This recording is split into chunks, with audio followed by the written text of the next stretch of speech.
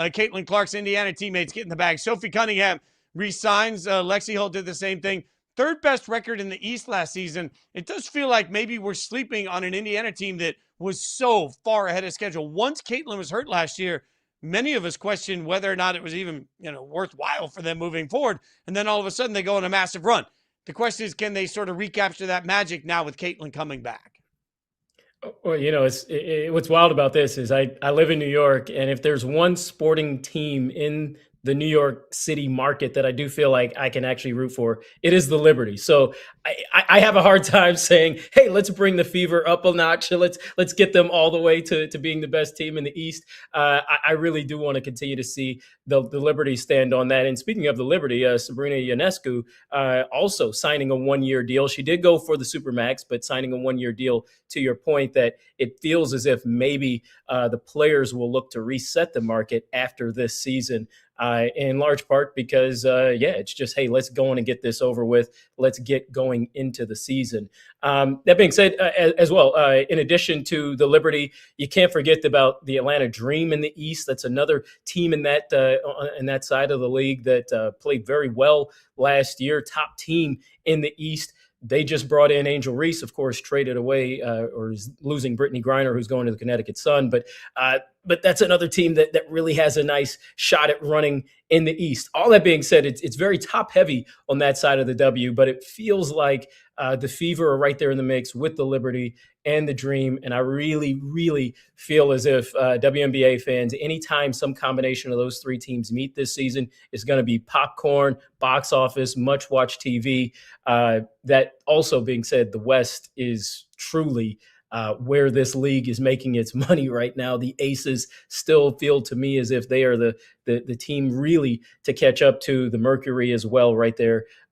They're in the mix as well. And as we just mentioned with Kelsey Plum, who knows what the Sparks may do if they might actually upset the conference, so to speak, the Western Conference.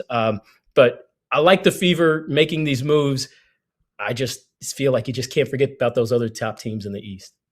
Right, and that's always going to be the hardest part about the Fever conversation. It's like it's important for the WNBA that the Fever be good because nothing changes the fact that wherever the Fever go, the tickets will be higher. Wherever the Fever go, the eyeballs will be greater. They'll get more TV appearances, rightfully so. They'll be moved into bigger arenas over and over and over again, rightfully so, because Caitlin Clark is box office. She's the most box office player in the league, and that's just a fact. Like, that's not even disputable. So, at some point, what you're looking at for Indiana is you're going to always have to make sure that you're surrounding Caitlin with what she needs to continue to be one of the best teams in the W, because it's not just important for you, it's important for the entire league. Like, you cannot waste any time that you have with Caitlin Clark as your superstar and your automatic draw. So certainly taking this team that last year was just above 500, they were 24-20 last year, but they got hot at the right time and they went hot going into the playoffs. And everybody thought that going into the playoffs, they'd be one and done and it would be a cute story, but instead they go on an incredible run.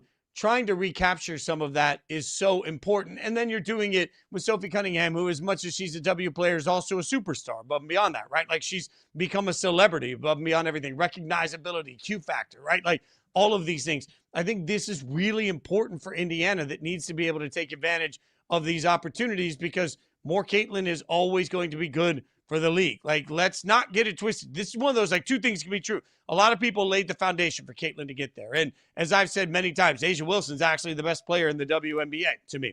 But Caitlin Clark is the biggest star in the league and one of the biggest stars in all of sports. So you've got to have these moments. That's why it's important for the league that Indiana be great. It's important for the league in this new world that Indiana immediately become one of those teams. And I think, frankly, it's important for the league that, Vegas doesn't just come out and dominate. Like, I'm a guy that really, I love the Aces. I'm from Vegas. I root for all things Vegas. It's easy to root for the Aces, but at some point, what we need from the W is not just a two-horse league. We need everybody else to start playing at that highest possible level. The Lynx need to find a way to get through and get a championship.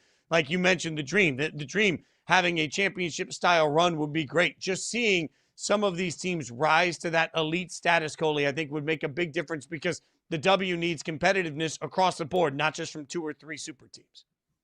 I think one of the positives about the CBA talks and the negotiations is that what it came down to at the end of the day is now with establishing these contracts in a much more competitive and fair way, it's actually also the league saying, look, we've got a little more parity in the league than maybe we gave credit for during the previous CBA and at earlier stages of the W. So I think as well, to the point that you're just making in that sense, we aren't just going to see a one team or even two team league anymore. It feels as if there are going to be legitimately 4 or 5 teams that are in that mix that you could say at the end of the year have a legitimate shot at being the WNBA champion. And that's what really will carry the league forward. That's what gets the revenue going even higher. That's what gets the eyeballs going even higher.